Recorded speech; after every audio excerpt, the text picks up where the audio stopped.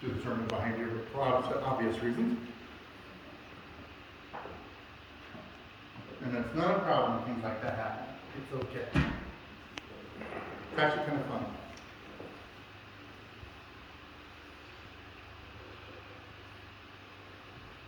I chose that song. One main reason is mostly because it's Father's Day. We celebrate fathers. But also because of what I kind of caught with reading through Paul in Romans. There was a lot there. I discovered about 3 or 4 sermons in that one short 3-verse reading. But the part that really got to me more than anything else, touched me more than anything else, so I knew that it would be important today, is the part that Paul talks about tribulation. Now, I looked it up, and there's 2 different kinds of tribulation. There's this theological tribulation, and there's tribulation that Paul was talking about.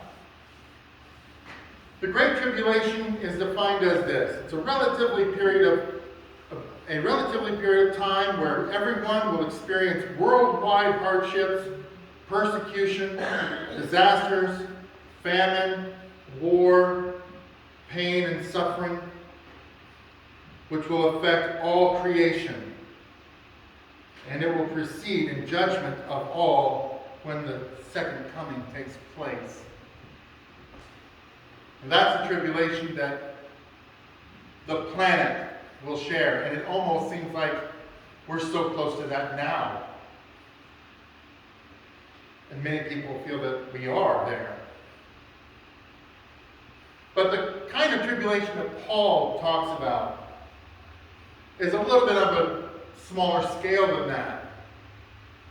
You see, we each handle tribulation differently. According to Paul, we think of tribulations in a glorified way. Now, that's kind of a side note, isn't it? Because when we drive by somebody who's had an accident, we can't help but slow down and be interested and curious. That is somebody else's tribulation, but it sparks curiosity. When something happens to somebody else, we are interested for our own individual reasons, but we are all interested. Paul glorifies it. And kind of one makes you wonder why. Now, according to scriptures, Paul talks about how tribulations, it produces perseverance. Now, that's true. When things don't go quite right, sometimes that's a lesson learned. We learn to do better. So we see that as a perseverance. It gives us the motivation, it gives us the desire to do better, to fix the tribulation if that's possible. But it makes us wonder, what is Paul talking about? Because in reality, we really don't. We don't glorify tribulations. You know, when hardships come upon us and someone that we love dies, when someone we love is hurt or injured, or they're deprived, we don't glorify that tribulation. We run away from it. We shun it. We pretend like it never happened. Psychologically, they say that's one of the first steps of grievance, is denial. And that's kind of what we do.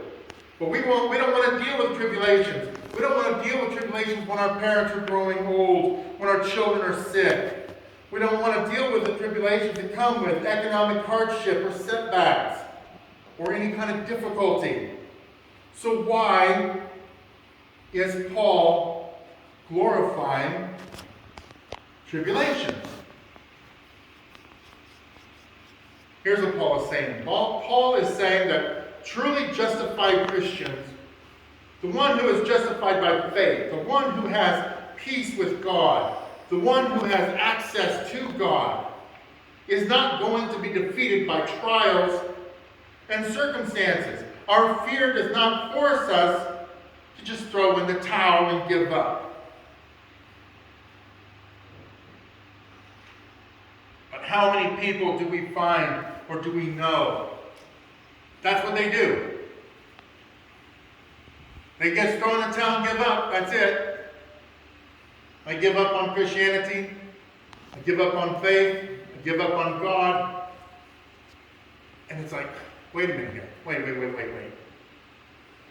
You were justified by faith. You were at peace with God. And you had access to God. And a little trial, a little tribulation, a little rock in the road, and you throw in the towel. See, we may be handicapped, but we're never frustrated. We're puzzled, but not in despair. We're persecuted, but we never have to stand alone. We may be knocked down, but we're never knocked out. Every day we experience something of the death of Jesus, so we may know the power of the life of Jesus in these bodies. Prepares us for our bodies that await us. Here's another thing that Paul was saying. Those who are justified by faith, those who have peace with God, and those who have access to God is not going to be defeated. Now, I repeated that for a reason, because sometimes we forget about that. We give in the towel, we give in to defeat too easily when things get rough. And it makes me wonder how much trust we have in God when we do that. It's an easy way, because being a Christian is a narrow and rocky, hard path. Oh, the destination is amazing. But the path to get there is difficult. Because, and we don't want to talk about the evil one, we don't want to talk about the challenges that we have as Christians, but we are faced with it every single day. That if every time we are broken down, every time that we are hurt, that's an access and an opening that leaves us vulnerable.